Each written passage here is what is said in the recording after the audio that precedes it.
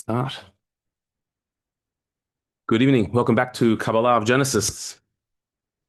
Uh, this week, we're going to explore what I believe could be described as one of the most, if not the most, revolutionary verses in the Torah, one that has absolutely changed the face of humanity and our understanding of what a human being is.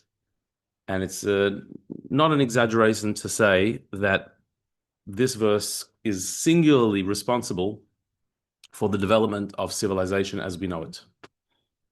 That's quite a big statement, but let's try and back it up. And that is the verse right at the beginning of the creation of the human being that says in the book of Genesis, chapter 1, verse 27. It's the first source in your source page.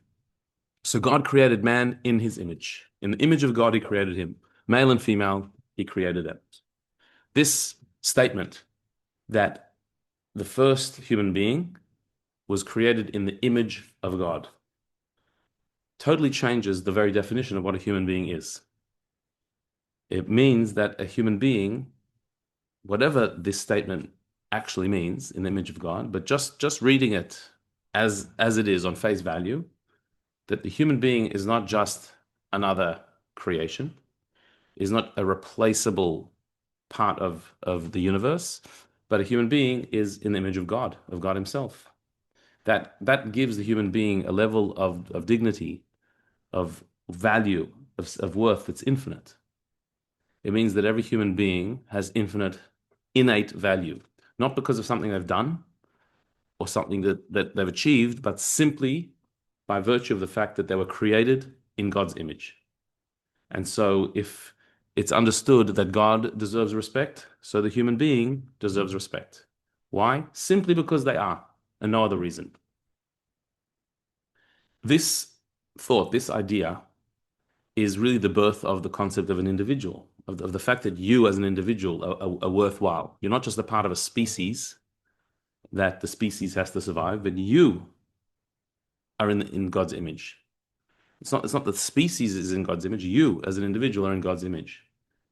This means that a human being, their life has to be valued, and it cannot just be thrown away. It means that their freedom is valued, their ability to be a person, to be an independent being. It's innate to the human character and the human condition based on this verse. It's hard to imagine a world without this, but if you read history books, then you can see it. That obviously the Torah was given to the Jewish people at a certain point in history. At this point in history where we live, the Torah has spread throughout the world, and the majority of the world today are familiar with the concepts of the Torah, even if they haven't studied it directly, but they've grown up in a society that is based and founded on the values of the Torah. That's today. But if you go back a couple of thousand years, the world wasn't that way. There was a little Jewish people who had the Torah, and the rest of the world was pagan and did not have the teachings of the Torah. So this teaching, which is a Torah teaching, was not known by the masses, and most cultures did not live by that value. Therefore, what was the human being? The human being was a dispensable thing that whoever was stronger, more powerful, could take over another human being, could own another human being, could destroy other human beings. There was no innate value to life. Life was cheap. If you don't see a human being as being in the image of God, so what is a human being? Just another being. And so just like you can squash an ant, you can squash a human being. What's the actual difference between the two? This idea that the Torah introduced, that the human being is in God's image, has transformed our way of thinking of what a human being is. And so the way we understand today that a baby is born, they already have a value and a right to be. That idea comes from this verse. The idea that any human being, no matter what they may have done in their life, it deserves a chance. It comes from this verse. And so even before we've explored the meaning of the verse, just the impact of the words, of describing the human being as an image of God has awesome power to it. Having said that, what on earth does that mean? What does it mean to say that we are in the image of God? It is a very puzzling and problematic statement because what does it mean? Like reading this verse, God is created in the image of the man is created in the image of God. What do those words mean? What's the image of God? What is it? Does God have an image? Not according to our belief. That's the whole foundation of the Torah is that God does not have an image. There's no shape, no form, no description of God. By even saying that the idea, it's just giving some type of description of God. That's the whole idolatrous thing. That's what paganism was, creating a statue and a form and an image and worshiping. In the Ten Commandments, it says, do not do that because God does not have an image.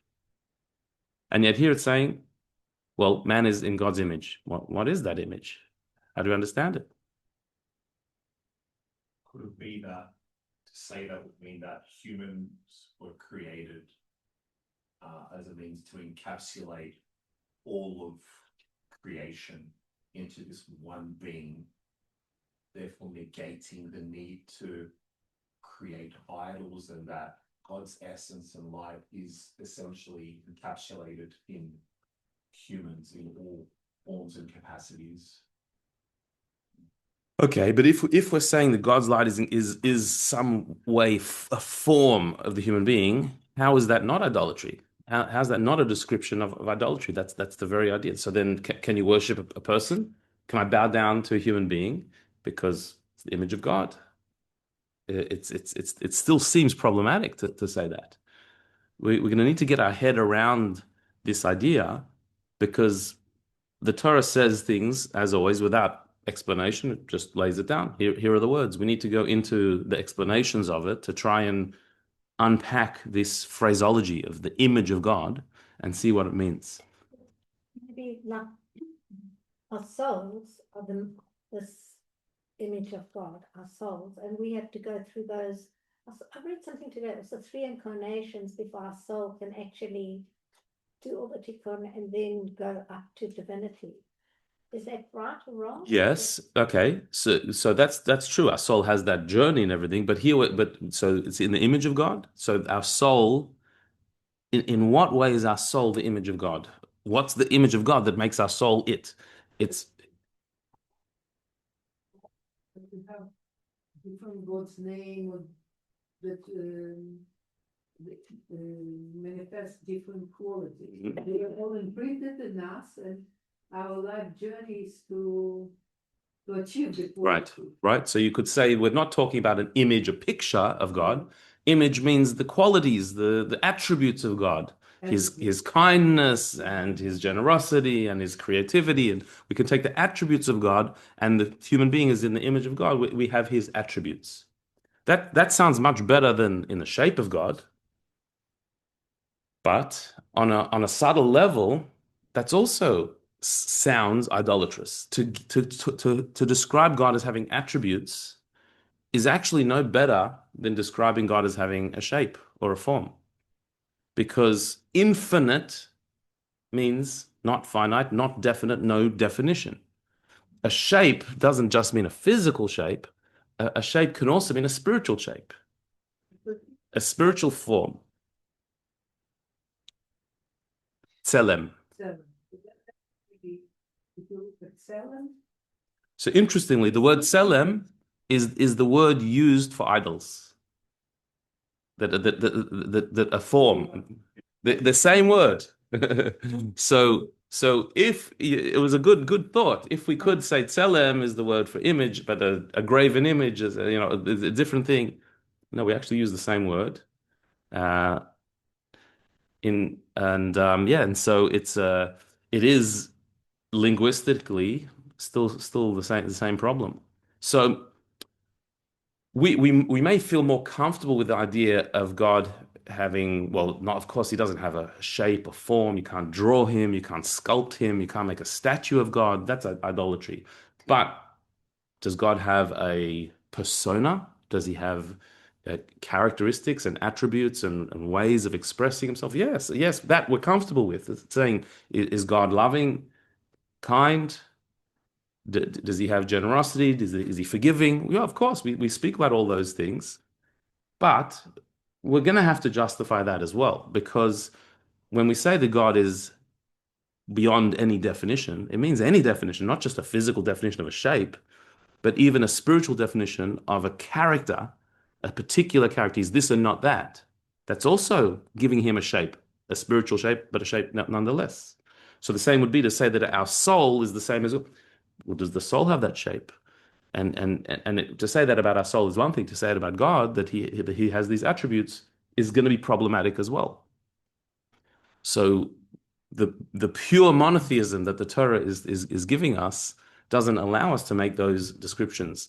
And yet, we do describe God both in physical terms and in spiritual terms. We talk about the hand of God, the eye of God, the ear of God. We speak about these things. We speak about God being angry and happy, even sad. We speak about God's attributes in throughout our writings in the Torah itself. It speaks about his attributes of kindness and forgiveness. In the kabbalistic writings, it has a whole map of the divine attributes of the 10 sfirot, the 10 emanations. So on the one hand, we're saying none of that. We can't have any description of God. On the other hand, we're giving all these descriptions. He doesn't have any shape, but then we're giving this shape to him. And so you could say, well, there is a principle that the Torah speaks in human language. It speaks in our language. It's divine, but it's Hashem, it's divine speaking in our language that we can relate to. And we only have these words. We have no other way to relate to God other than using these words. They're called anthropomorphisms, taking human terminology to describe God. It's a borrowed concept. Anthro is a human being. Morphism, you're changing human onto God. So it's not accurate. It's not exact. It's not really true. So God doesn't have an eye, but he watches us. He's watching over us. He's not watching over with a seeing eye like we do, but we have no other way to describe it other than an eye. So we call it an eye. God sends us blessings and he forgives us for our sins. So we call him kind and loving and forgiving. These are human attributes, but we have no other explanation for, no other description for it. So we give that to God. But ultimately, he is beyond all those things, is not limited to them, not defined by them. It's just a way of talking. And that's true. That is certainly a truth. But that leaves us a bit confused. So he's forgiving or he's not forgiving? Like, does he care about us or he doesn't care about us? Is it just we're using these human terms, or we really have this relationship? It's a little bit problematic. And so the Jewish philosophers and thinkers have grappled with this idea of God being an absolute oneness, which means no definition. On the other hand, he interacts with us. We have a relationship with him, and to have a relationship, there needs to be some means to relate. There needs to be some common ground, some interaction. And so to say that it's all just borrowed terms sounds like it's not real. We're not really connecting to him. We're he lets us feel like we're connecting to him. He lets us feel like we care. He cares about us and he loves us, but he's really just beyond it all. That would be unsatisfactory. And so I think a question like this, like many theological paradoxes and philosophical questions, there's a certain point where our rational mind takes us and it becomes just a contradiction. And that's where the Kabbalah comes in and gives us profound, surprising answers to these quandaries. And hopefully that's what we're going to see tonight on this particular idea, the image of God. To get there, we're first going to go on a journey of some of the classical commentaries on this verse of how they grappled with the idea of God having an image and we being in that image. And the first port of call will be the Sforno. Rabbi Vadia ben Yaakov Sforno was his name, one of the great Italian commentaries on the Torah from the Middle Ages.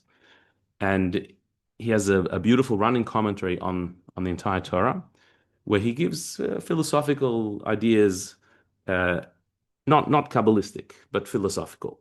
So he says the following in his commentary on this verse. It is an undisputed fact that the human intellect operates without direct dependence on any part of the body. It does not age with the body, but sometimes improves as the body weakens. The intellect's activity causes no fatigue. So he's pointing out that intellect, the power of intellect that the human being has, even though we talk about intellect being operating in the brain, but it's not limited to the physical brain. And he says that as an undisputed fact. Why? Because the brain, you get older, but your intellect doesn't get weaker. On the contrary, it gets stronger. Your physical body may get weaker as you get older, but your awareness, your intellect, your depth gets stronger as you get older, which indicates that intellect is not dependent on the physical body. Now, of course, somebody could have an accident, God forbid, or an illness, or things can happen where it's hard for them to express their intellect. But what he's saying is that the natural way of the body is that when you're young, your body functions better. As you get older, you sort of peak and you get past that peak and up the hill and then down the hill, and your body doesn't function like it used to. So if we're looking at from a purely bodily perspective, somebody who's in their old age is at their weakest. And yet their intellect could be at their strongest at that time. Their deepest wisdom. Wisdom continues to grow even as the body weakens. What that indicates is that the intellect is not bound by the physical body. It's not contained by it. It's a separate power that we have that's not purely physical. The intellect itself doesn't cause fatigue, meaning thinking doesn't itself make you tired. We get tired because if we stay up too late, we get tired. But the thinking itself is constant. We're always thinking, and the thinking doesn't tire us. Other things may tire. Worrying might tire us. That's different. When you're overthinking something and then you're worrying about something, that might tire you out. But the actual intellectual thinking, the act of thinking itself without any emotion, that doesn't get you tired. That you're enthused by it. It keeps you awake in a way, which indicates that it's not a bodily thing. So he says, this is our power. This is the highest power of the human being, the intellect. Yet it is not called Elohim, divine, something divine, but only Tselem Elohim, something which mirrors something divine. It's the image of God. So the Sforno understands the word image of God is our intellect. Our intellect is what we have, which is the image of God. In what way is the image of God? He understands it as being that just like God is not limited, not a body, not a physical being, so too we have an aspect to us, our intellect, which is not limited to the body, to physicality. It's not God, but it's the image of God, similar to God, a shadow of the divine. So his explanation of this verse is that the human being has a unique power called intellect. And that power is the image of God, meaning it mirrors the divine. So how has he got out of the problem? We're saying God is not a definable being. God hasn't got a picture or an image. That for sure we're not saying. We're not saying that we are a picture of him. We have a faculty, which is called intellect, which is beyond our physical body and gets stronger with time. It's a spiritual entity, and it mirrors the divine. It's not divine, but it mirrors the divine. That's how he understood it, as a philosopher, not as a kabbalist. And indeed, what he's pointing out here is that this intellect is something that is unique to the human being, that other life forms don't have. That animals do not have this form of intellect. Animals have intelligence, they have a brain, but they don't have the ability to conceptualize. They don't have the ability to develop an idea, to think differently, to come up with a different angle. a new solution. They follow their instincts, as we'll see a bit later about the animal world, that they have intellect that serves their instincts. So an animal could be very good at judging distances, at finding a way out, at finding food. This is their intellect, their intelligence, but it's serving their instinct to survive. But what an animal cannot do is contemplate what life is about. Why am I here? What's the point of this? To explore a new path, to say, I'm not going to be an animal today. I'm going to go beyond my instincts and do something different. That they can't do. To conceptualize in that way, they don't have that intellect. That is a human gift. And so therefore, an animal's senses would age as their body ages, because their intellect is just a part of their physical being. Whereas the human being could be physically ailing, but their intellect will be even sharper and more brilliant, possibly, because it's a spiritual thing. It's a reflection, a mirror of God. That's a nice philosophical way to answer this question. A similar angle is from the Chizkuni. Number 3 there, that's Rabbi Cheskia ben Manoach. He was a French scholar from around the same time, a bit earlier. He says, like the image of angels. How he understood the word image of God is actually the image of angels. The word for God, Elohim, can also be translated as powers, energies, and sometimes is used to describe angels. And so he says that the image of God here actually is in the image of angels, not God. Of course, God doesn't have an image, but angels do. They don't have a physical image, but angels do have a certain spiritual shape. Like they have a certain energy. Each angel has its particular energy that it expresses. And so the human being also has that. So he says, what does that mean? What's the comparison? This comparison of man to angels supports his authority over other creatures. That the idea that the human being is like an angelic being, we have a power like angels, and therefore we have the ability to have authority over other creatures. We can develop the world. We can use the animal and the plant and the mineral world to develop new things. That authority we have over creation is a reflection of like our angelic power. We have a higher power than the physical world. Or another explanation of kidmutenu, that God said, like, in our likeness or our image. It is impossible to compare man to the Creator. As Isaiah the prophet says, to whom will you liken me, says God. You can't compare me to anyone. But neither can man be compared to beasts, for then we would have no superiority. We're not just another animal species. Therefore, the Torah compares him to divinity in some degree, a shadow of our essence. Just as God rules over all, so man rules over the creatures below him. So it's not comparing us to God. It's not saying we're in the image of God, because God doesn't have an image. What it's saying is that just like God is the authority, so too we have an image, a reflection, a little bit of that authority over the lower life forms of this world. But again, these commentaries are all trying to wiggle out of the simple reading of the verse that we're in God's image, as if God has an image and we're in that image. We can't say that. So either we have intellect, which intellect is a mirror of a shadow of something spiritual, but nothing like God. Or we have this authority. The human being has an authority, like God has authority. It's taking a particular description, attribute, and saying that's what the image of God means. Okay. Let's look at another one. Number 4 is the Kli Yakar. Slightly later commentary from Eastern Europe, Rabbi Shlomo Ephraim Lunchitz, the Kli Yakar, who lived in Prague. So he says, regarding image and likeness, although it says, to whom will you liken me? Who can you compare God to? We find that God appeared to prophets in the likeness of man. At Sinai, as an elder teaching, at the sea as a mighty warrior, in Ezekiel's vision, upon the throne was the likeness of man. So we find throughout the Torah and the prophets descriptions of visions of God that were like a man. So the ones he's saying here is that at Mount Sinai, when God gave the Torah, so to Moses, God appeared like an elder, an old scholar teaching wisdom. That was the prophetic vision that Moses had, that was described.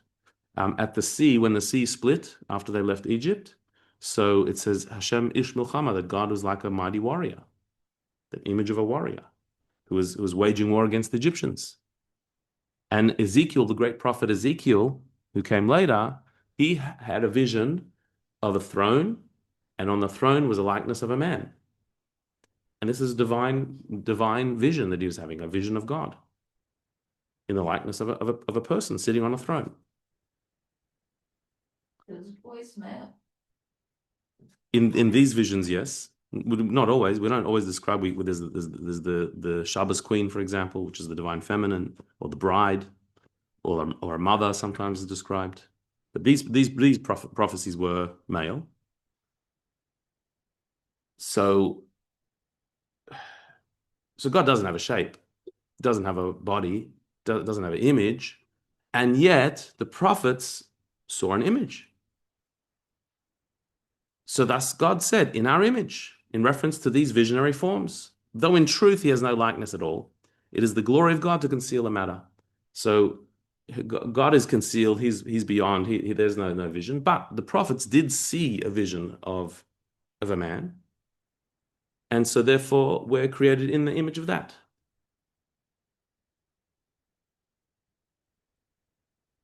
Does that helped us, that answer?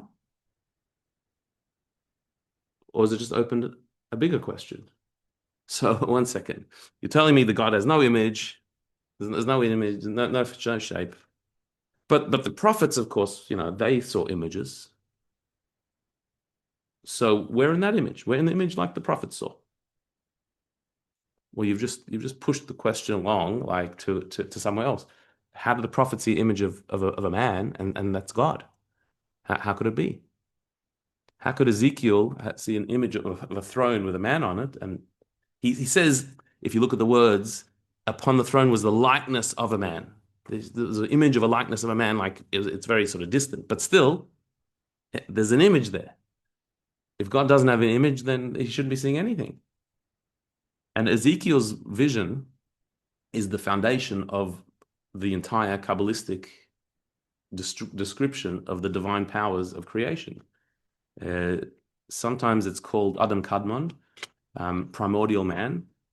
Sometimes people call it the tree of life, where there's a structure of divine lights, of divine energies that are shaped in the form of a man's body. That the different lights, the three intellectual faculties of the three parts of the brain, and then there's chesed and gevura, kindness and strictness, which are the right and the left arms.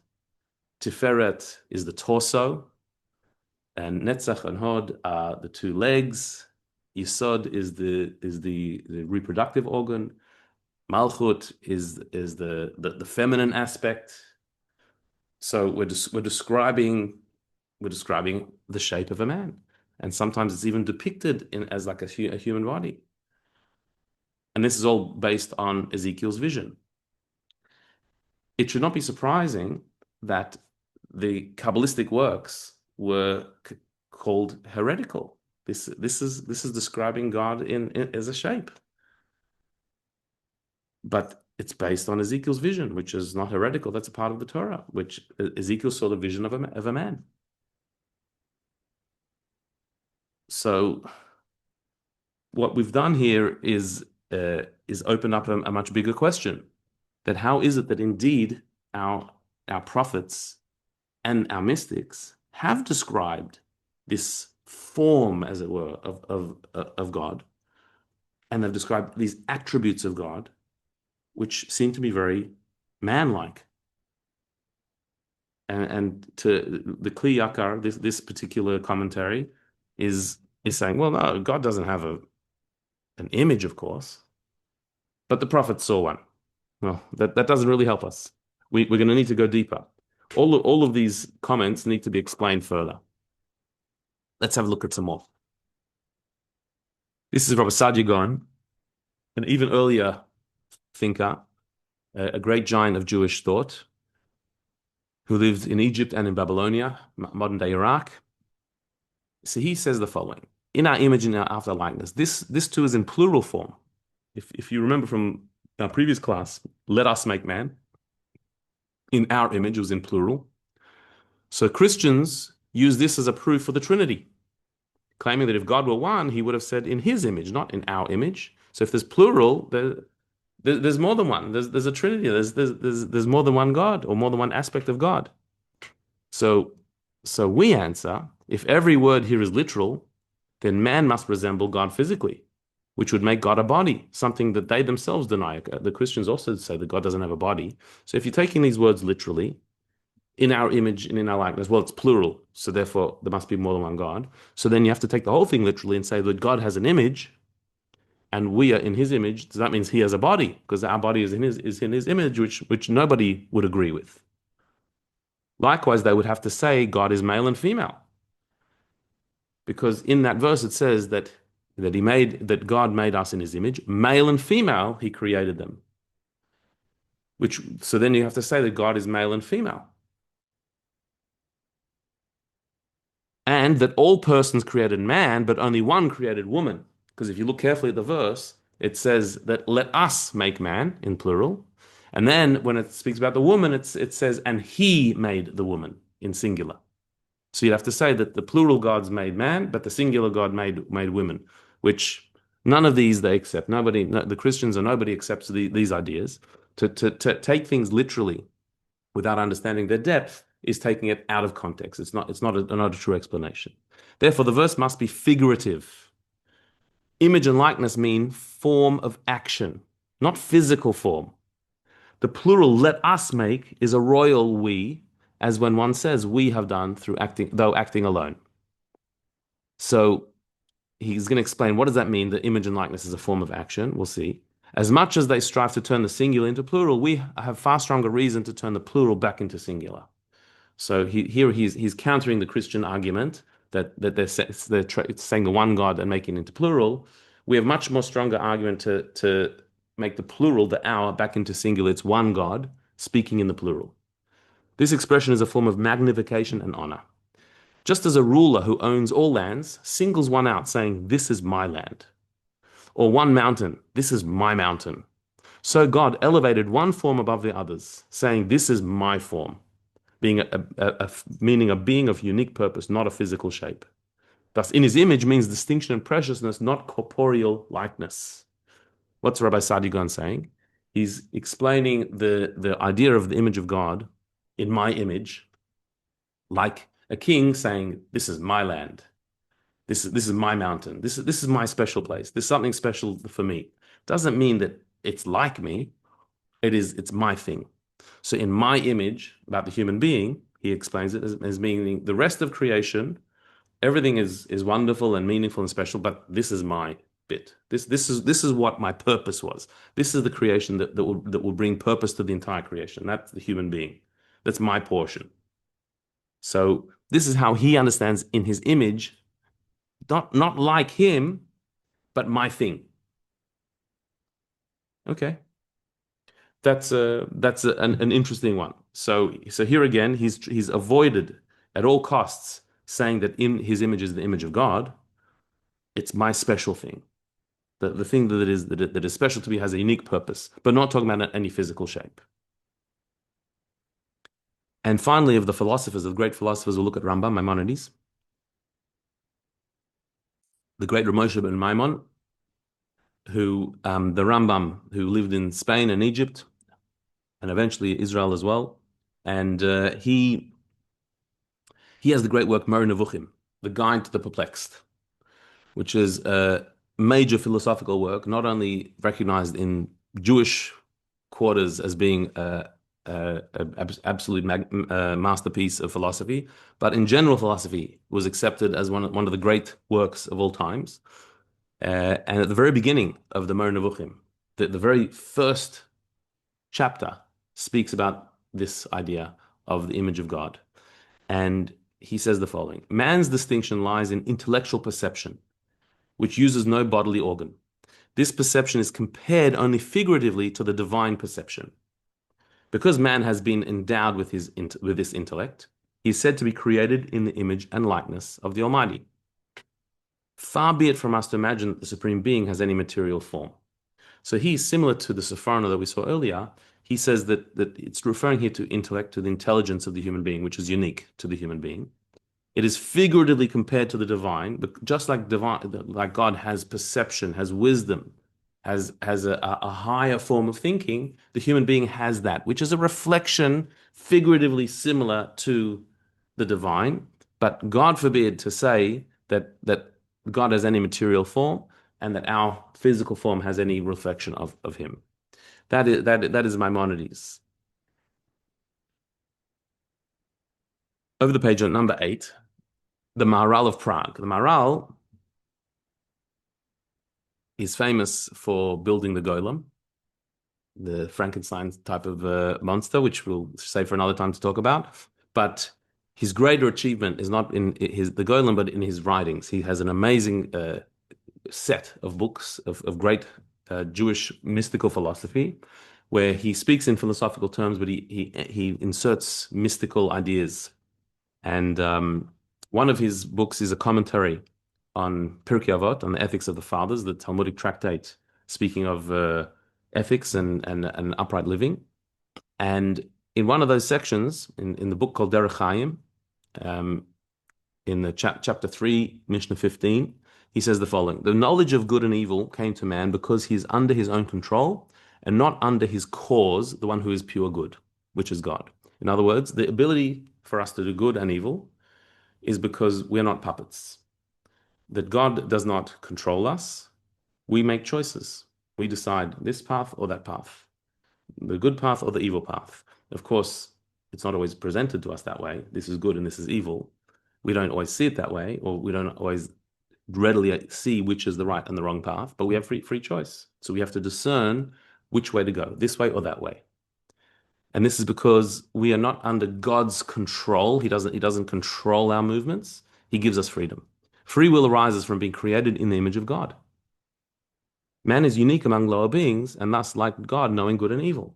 The idea of having free choice, that's a divine thing. That's not a human thing. From a human perspective, we are part of creation, and creation, we should be, like any animal, purely instinctive, and therefore totally predictable and really controlled by our instincts.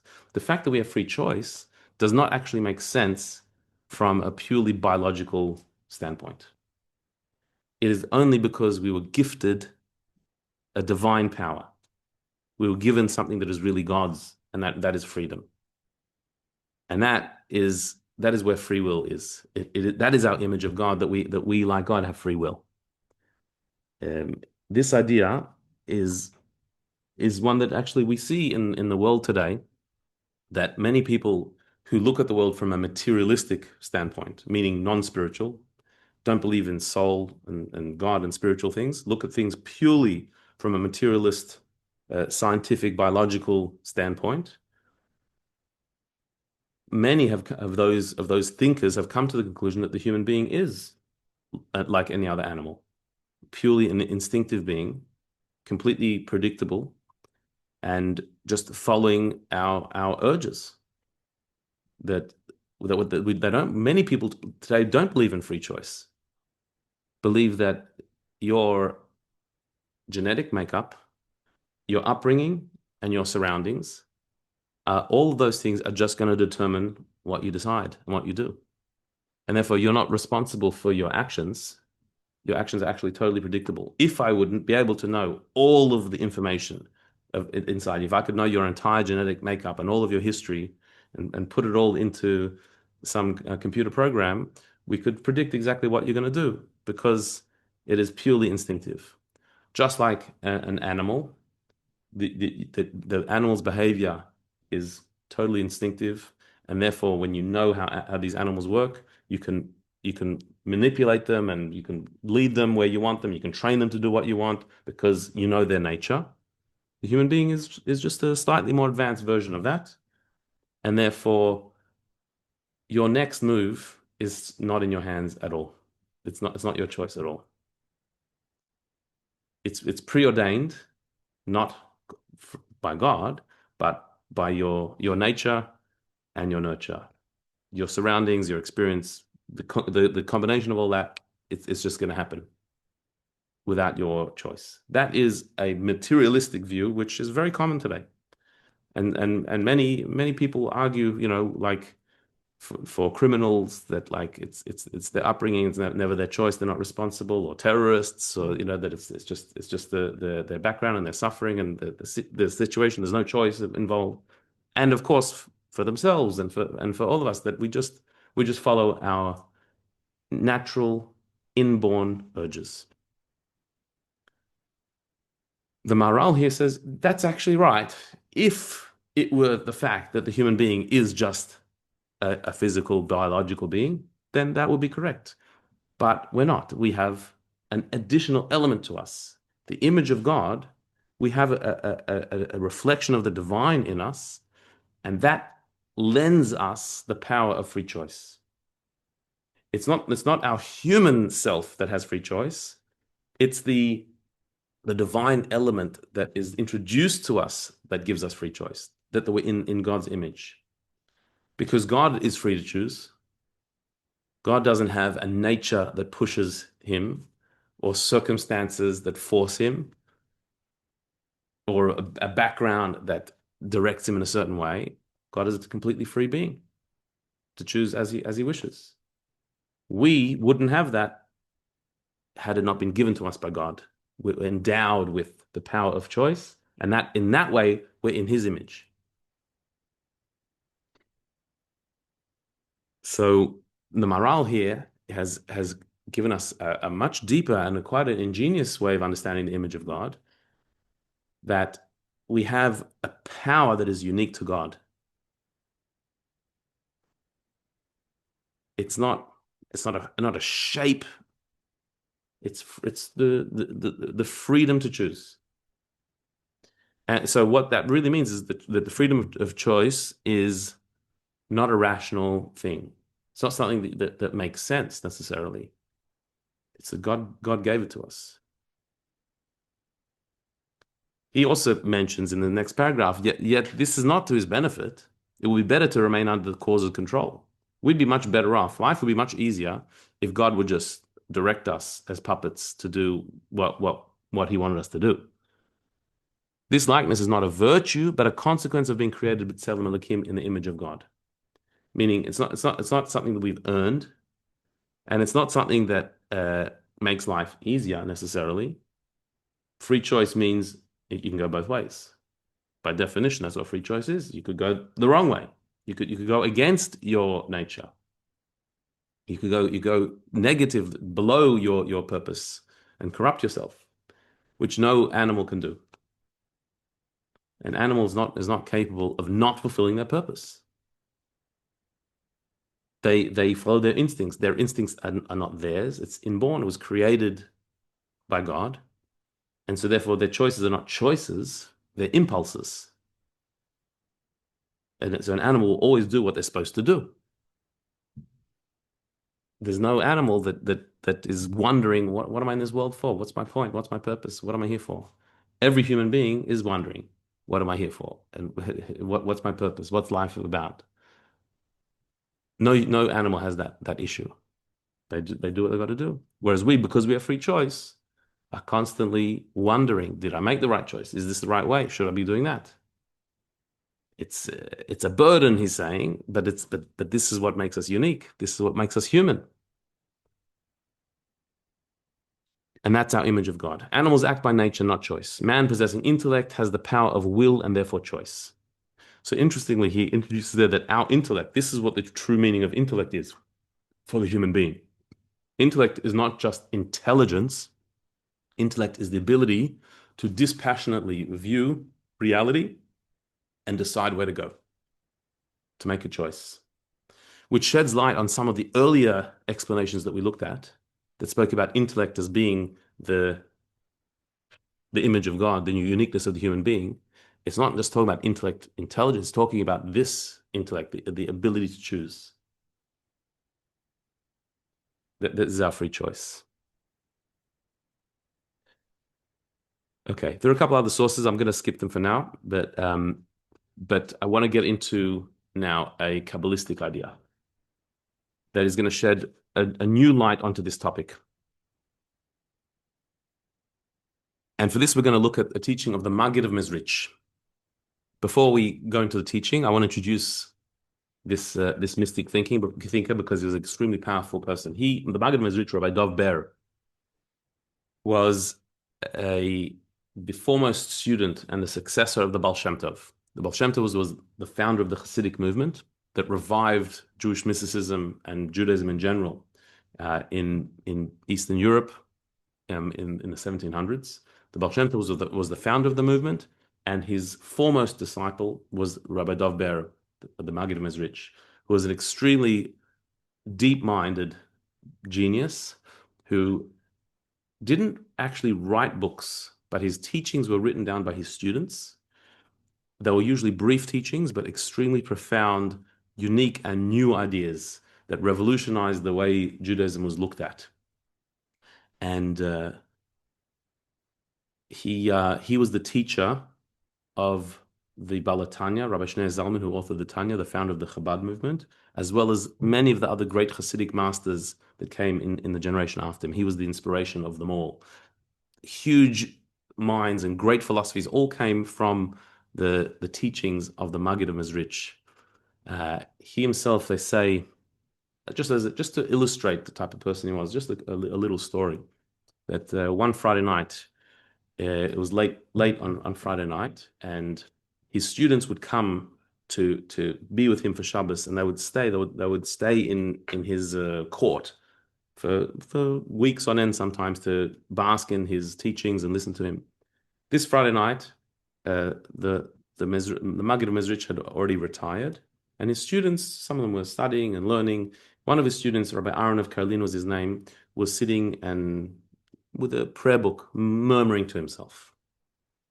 And all of a sudden, the Maggid of Mezrich came out and told one of the students, go and tell Rabbi Aaron that he has to stop reading the Song of Songs.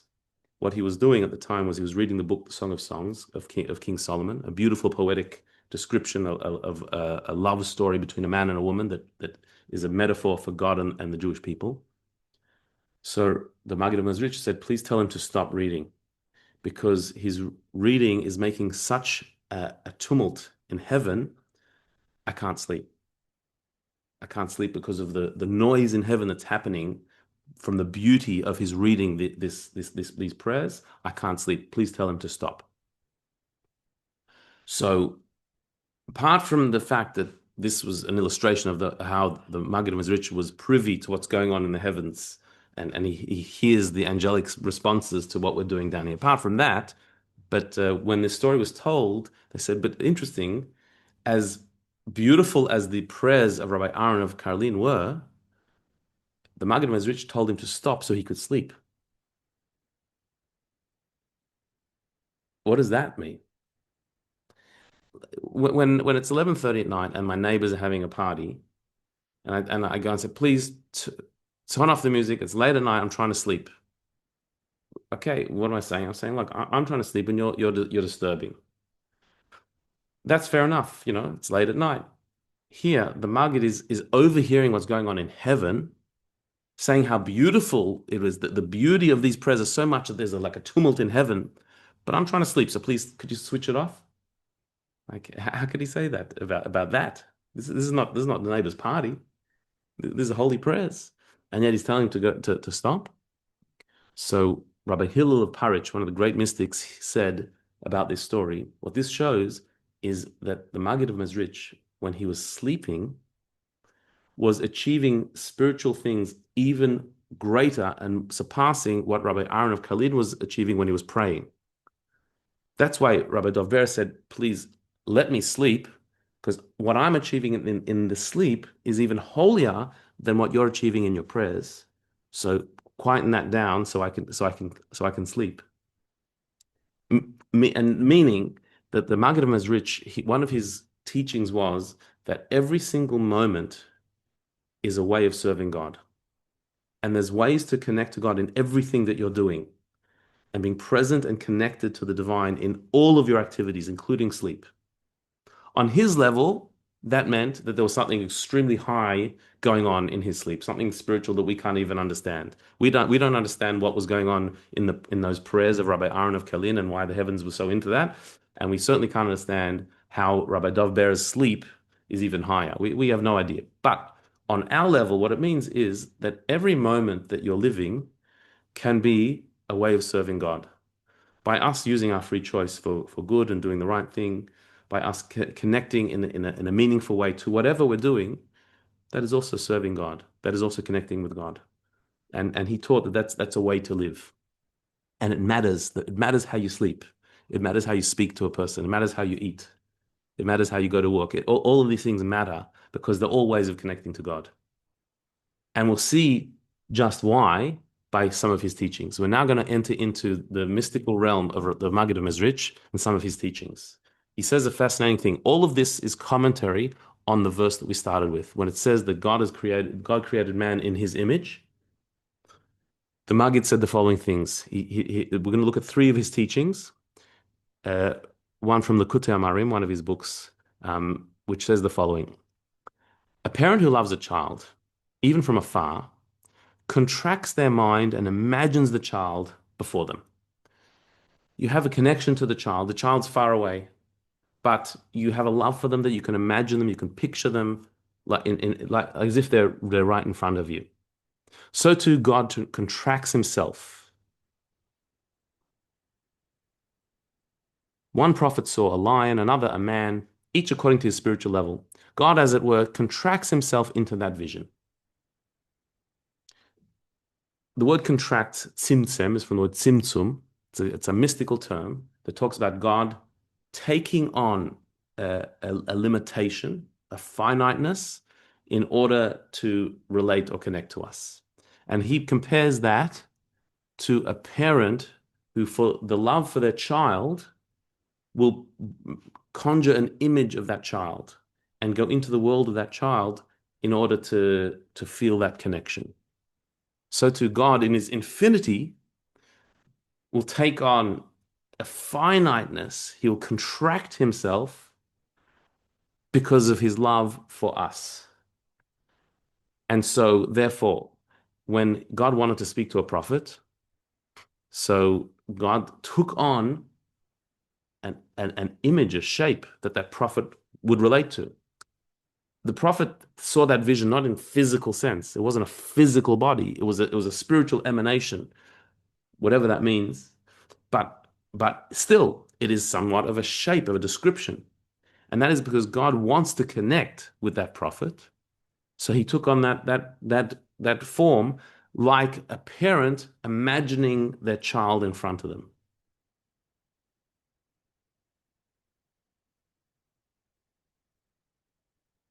This idea he develops a little bit further in the next paragraph.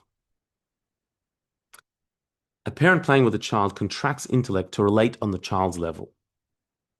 Right? That when you have an adult who wants to connect with their child, or with any child, the same would be true for somebody else's child, or if you're a teacher connecting to children, or a friend.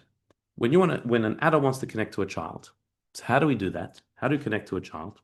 The only way to do that is for the adult to enclose themselves in childlike modes in order to be in the world of the child. So you have to get down on your hands and knees, sit down on the mat and play with the Lego, or play with the doll, or get into the game, or whatever it is. And you have to take the game very seriously and be very excited by it and into it and speak face to face on the level of the child. Not because you're into Lego, because you're into the child. You want to be with that child. So you will take on a persona of a child in order to relate to the child. If you can't do that, then you're not going to be able to relate to the kid. If you approach the child as an adult and have an adult conversation speaking about the things in your world and what's going on in your life and what you the kid doesn't know what you're talking about and is not interested. They're gone. But if you go down into the child's world physically bending down, but also on an intellectual and emotional level, going into their world and getting excited about what they're excited about. So you bring out your sort of a childlike persona within yourself, then the child relates to you and you're playing and you're connecting. It's not about the game, it's about the connection. But for the connection, you got to go down to them because they can't come up to you. You got to go down to them. The child can't suddenly become an adult and interested in adult things. The adult has the ability, because we have that awareness, to go down and to be in the child's world. So that's what he's saying here in the second paragraph. A parent playing with a child contracts intellect to relate on the child's level. Doesn't speak on an intellectual level of an adult, but on a child's level, gets excited about the child's world. So does the Holy One. Even before creation, he had pleasure in man's future deeds. That desire inspired creation itself. It arose in his will to create. He says the following, that because God is above time, God is not limited to time. So therefore, before creation even began, God envisaged people. He envisaged what we would be. And it excited him. It inspired him to create the world. Because of the pleasure he would get from the connection he would have with us, that envisaging that is what inspired God to create the world. And that's why it says in the Eitz Chaim, one of the great Kabbalistic works, that it arose in God's will to create the world. What does it mean, it arose? It actually came from down here. It came from the world. The desire to create the world came from us. Because God envisaged us, and that's what inspired him to create the universe. So, he created man in his image means God contracted himself into the image of the Jewish soul that he would eventually have that relationship with, then created man in that image. Okay, let's explain this. This is very profound. And what the Maggid here has done, if we catch it, if we understand it, he's completely turned everything upside down. He's transformed our understanding.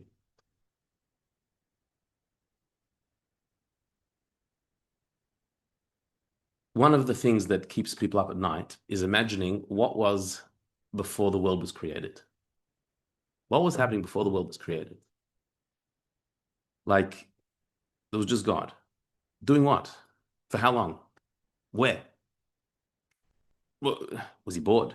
Lonely? There was nothing, right? So it was just dark. Well, darkness is something. There was just God. What does it mean? And then what changed? Then God created the universe all of a sudden? Like, what is this moment? So the Kabbalists speak about this and say, well, what inspired him to create the world? We can't say he was lonely, because loneliness is also a created concept. You can't be lonely. Lonely is an invention of creation. Not bored. Not like this. There can't be any description of any feeling or lack or emptiness, or because none of that makes sense. So what is it? The way the Kabbalists say is he just wanted it. Not that you can't say why he wanted it. There's no why. There's not. He wanted it. But what did he want? He wanted a relationship. He invented the idea of a relationship that didn't exist before. But he said, I would like to connect with a being that's not me. That's what a relationship is. Even now in our world, a relationship means by definition connecting with somebody who's not me. Not me meaning not just they're another person, they're an independent person. They have free choice. They're autonomous and free to do as they wish. They could ignore me if they want. They could go somewhere else if they want, but they choose me. That's a relationship. For whatever reason, this is what God wanted. He decided this is what he wanted. And to do that, he created the world, which is the stage upon which this being can have free choice to choose him and to connect with him. So the original thought of creation, what originally arose in his thought of creation, was the idea of a relationship. Of somebody else choosing me, connecting with me because they want to, not because they're forced, not because I made it, but they make the relationship happen. That's incredible. This is what he chose. So it wasn't he was lonely before, or lacking before, or empty before, or bored. He chose this is what he wants. So our sages say that there's a question, a very strange question in the Talmudic writings that says, who did he consult about this creation? And the answer is he consulted the souls of the righteous. Well, there was no one there. There's no consulting. What do you mean? Who does he consult? What's the question? What's the answer? Who did he consult? It's just him. There's no one to consult. He doesn't need to consult anyone. And the souls of the righteous weren't there to be consulted.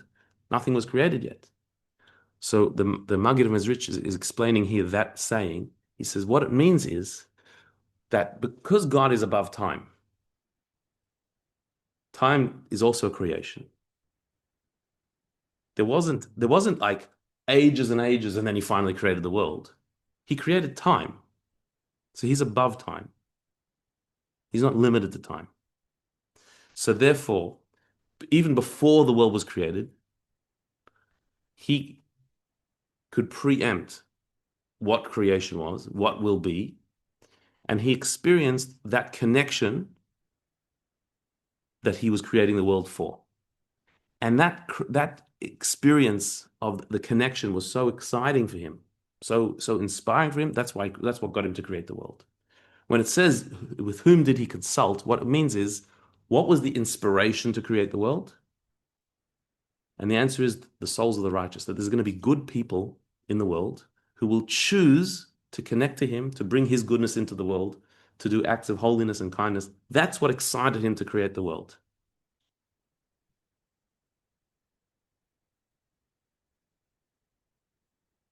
So again, we are temporal beings. We're within time.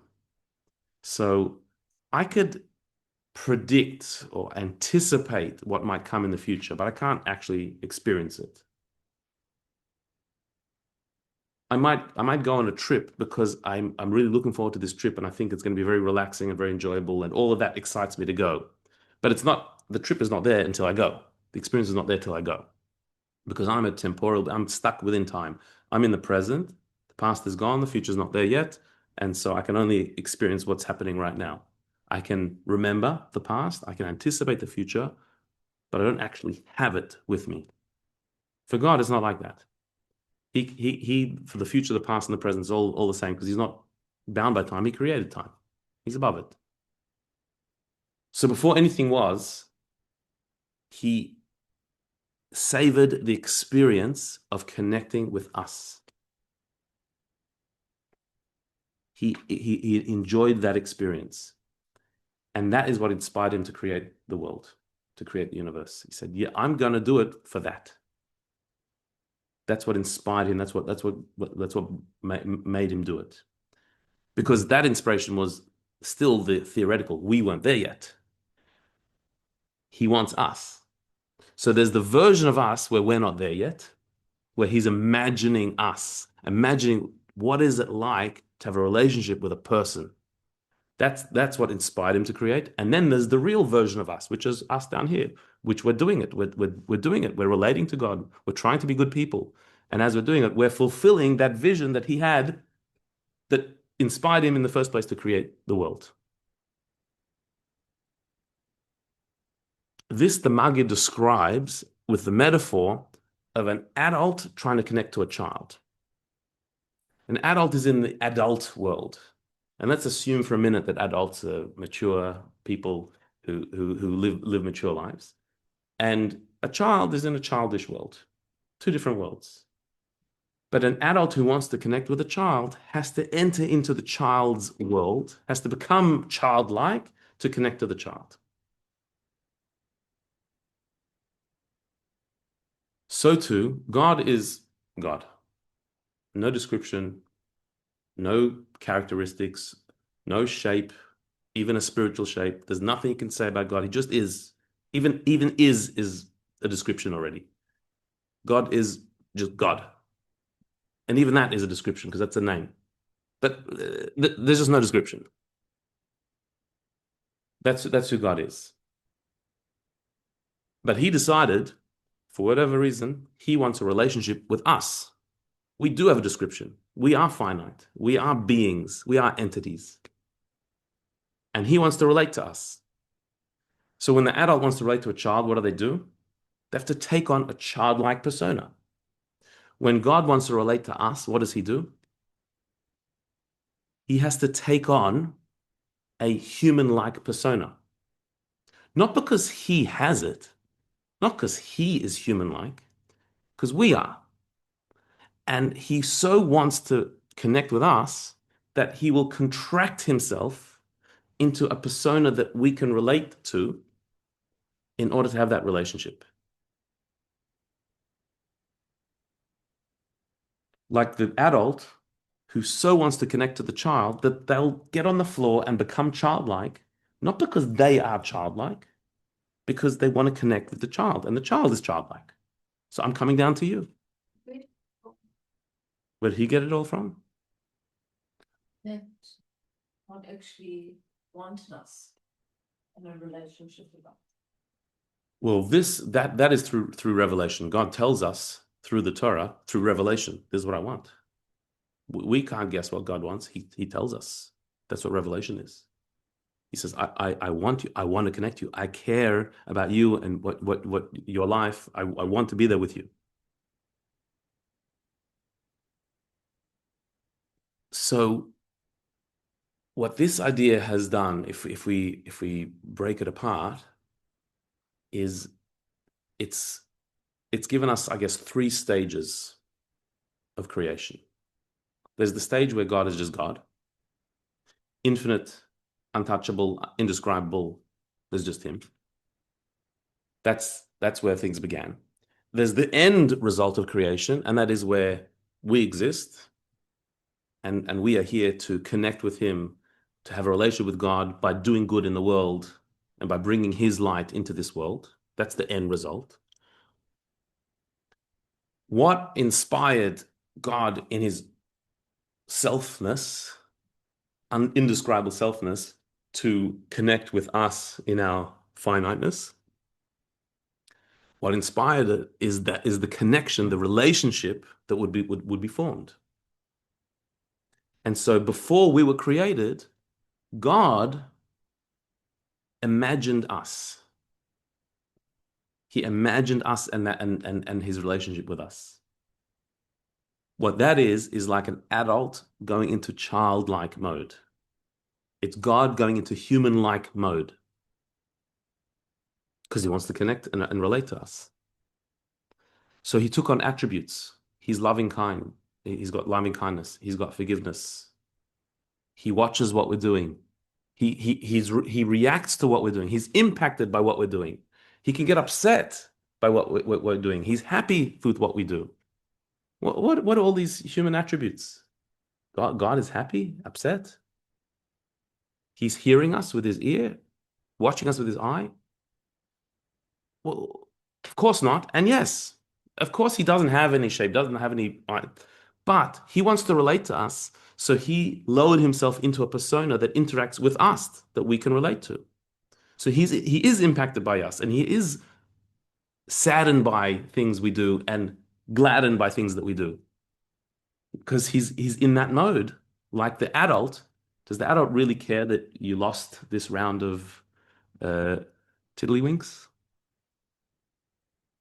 Are you really upset? Ah, you beat me. Oh no. Well, no, you're not really upset, but you want the relationship, so you're into the game. You're not faking, like acting like it's like you care, but you don't care about the game, you care about the relationship. So to God, he's upset by what we're doing. Not because he's upset, because he wants a relationship, and a relationship means your actions impact me. So I'm into it. I'm into the game. I'm into the relationship.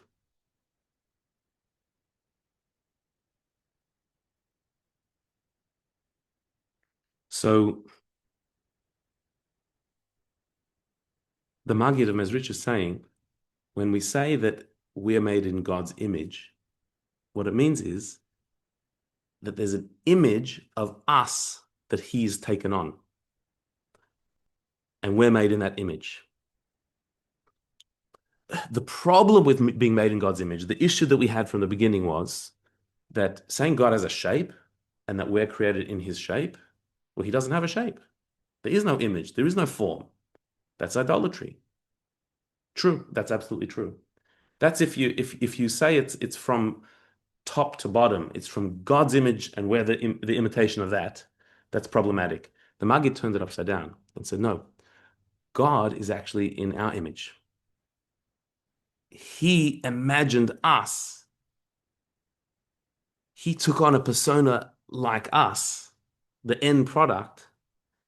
So we're in his image, meaning the image that he created of us in himself. Meaning, back to the metaphor, when the adult bends down and plays with the child, who that childlike persona that the adult is taking is an imitation of the child, is inspired by the child. So too, God took on a human persona, human shape as it were, inspired by us. It's not that he has that shape, it's we have that shape. And he wants to be like us. He wants to connect to us. So he lowers himself into that to connect. Like he said, God wants to speak to a prophet, so he takes on a persona that can speak to a prophet. He wants to connect to you and me, so he takes on these human attributes of watching us and caring about us and reacting to us.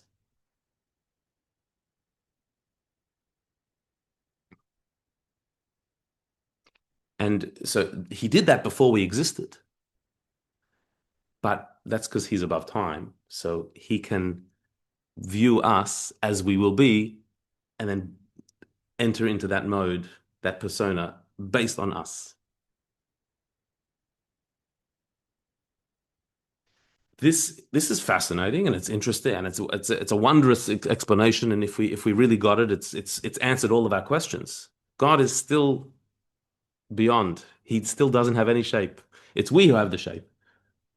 And he takes on that to connect to us, but that's not him. That's not his essence. Just like the adult is not a child. But it actually means something even more powerful. Look at the last source, the Or Torah, also from the Maggid Mezrich. He quotes a verse that says, "Fiery angels stand above him." Fiery angels refers to those who serve God with passionate love. People, not necessarily angels, but people who serve God in a fiery way with passion. It says, "Fiery angels stand." What keeps them above? Knowing that all that happens above comes from man. Fiery angels stand above him means that there are people who serve God passionately, knowing what keeps them passionate. What keeps you passionate in your serving of God? What keeps you inspired? Knowing that every move you make down here, it causes a divine reaction. Whatever you do, God mirrors. This is the secret of know what is above you. What is above is from you. It says in the Talmud, Da malamayla mimach. You should always know what is above you. Always be aware of what's above you, that God is above you. But he translates it as know what is above is you. You should know that whatever is going on in the heavens, you are making that happen. You are causing the divine reaction. We are not recipients. We are initiators. Things aren't just happening to us. We're creating a reality from down here, and God is responding. Whatever is happening above is from you. So when a tzaddik, a righteous person, is moved with love, God is moved with love too. The heavens cannot contain God, yet he contracts his presence into man. So what he's saying here is that if we're in his image, we remember it's not that his image caused us. It's that who we are caused his image. He took on that persona to connect to us, like the adult becoming childlike to relate to the child. But it's the child's persona that inspired the adult to become childlike. It's our persona that inspired God to become human-like and connect with us, which means he's reacting to us. We're creating his reality on that level. Of course, God is God. He's beyond us. But the persona he's taken on to connect with us, he's doing that for us. So we create that. And therefore we influence that. We have the power to draw down divine energy based on our behavior. If we act with love and kindness, we draw down divine kindness. In the Zohar, it says that when we are joyous down here, when we become happy and joyous and positive and take on a positive demeanor, even when it's hard, but we do it anyway and we become positive, we draw down divine positivity and joy and happiness. And when God is happy, things are good. And the opposite is also true. If we choose negativity, we draw down a divine negativity as well. We are influencing the divine. Know that whatever's happening above is from you. He said, this is what keeps people inspired. If you want to know how those people who are always inspired in their service of God, it's because they keep this in mind, that where I'm going is drawing the divine light in that direction. And so he says the following fascinating thing at the bottom of the last paragraph. Scientists say if two harps are tuned the same, plucking one makes the other one vibrate. We can do an experiment and see how that works. But when you get the right vibration in the right tone, you pluck one. So in the original he said that so too man is like a small harp, and our actions stir a great harp above. We're like this miniature little harp down here, this little instrument down here in this world. But the way we pluck ourselves, the way we interact, the emotions and the actions and the things that we do down here, it causes a vibration in the heavenly realms of the big harp, of the divine harp.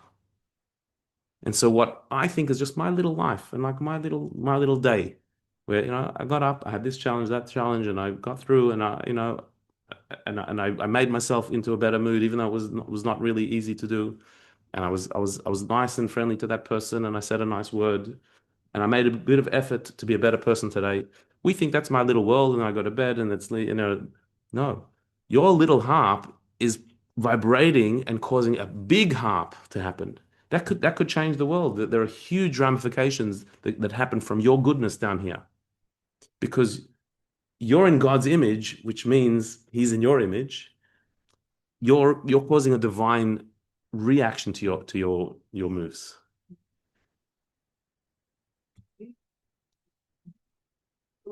Have a special relationship with God for everyone's relationship, or only with the Jewish people? The image of God is talking about everybody. Every human being is created in God's image. Yes, the Jewish people do have a special relationship. That's the expressed through the mitzvot that we do that are specific to the Jewish people. But the idea of the divine image is humanity. So this is why on the Maggid Mezrich, who taught us this lesson, on his level, when he was going to sleep, there was big stuff happening there. This wasn't just sleeping. It was sleeping, but it was more than that. There are divine energies happening during that sleep. There are divine interactions. Every movement is significant. Everything has meaning. Everything has purpose. Everything can be done for a holy reason. We sleep to have the energy to do more good. That's a holy thing. We eat to nourish ourselves, to be able to fulfill our mission. Every interaction, every move we make has divine power. It may look like a small harp, but it's interacting with a big harp. There's a big harp that is vibrating as a result. And so therefore he concludes, therefore we must act with pure intent, lest we arouse him for no reason. We don't want to do something for no reason. Every move we make is drawing down some divine response.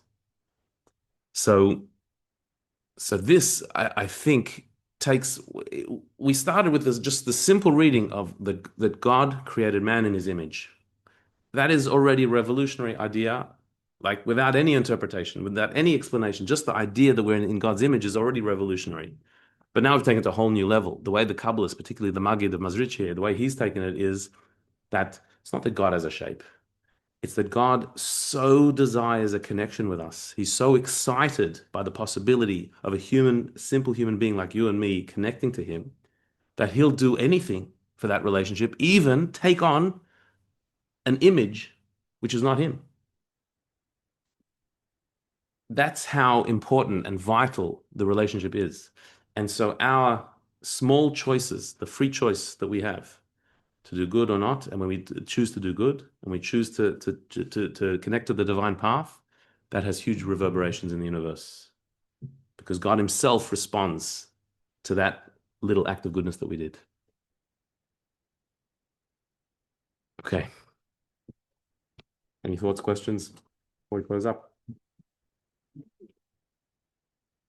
It's like need us to be seen, as in we create everything, time, space, things, no things.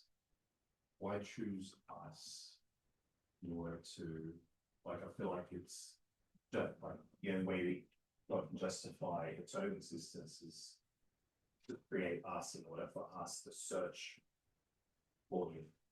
Well, So it's like the snake is sort of eating a snail, right? yeah. So you can't say that God needs us, meaning that if we weren't there, he'd be lacking. You can't say that. It's a choice that he made.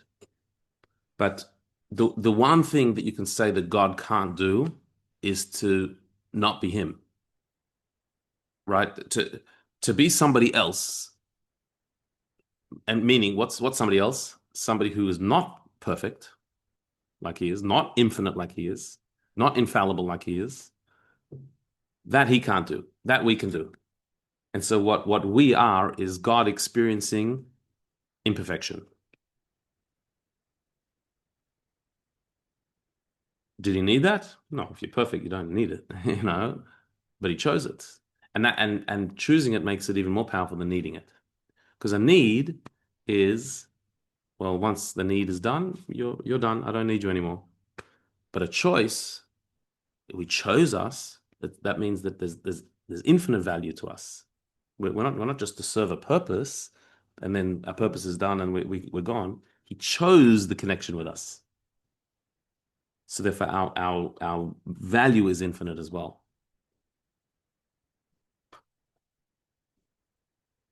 Right.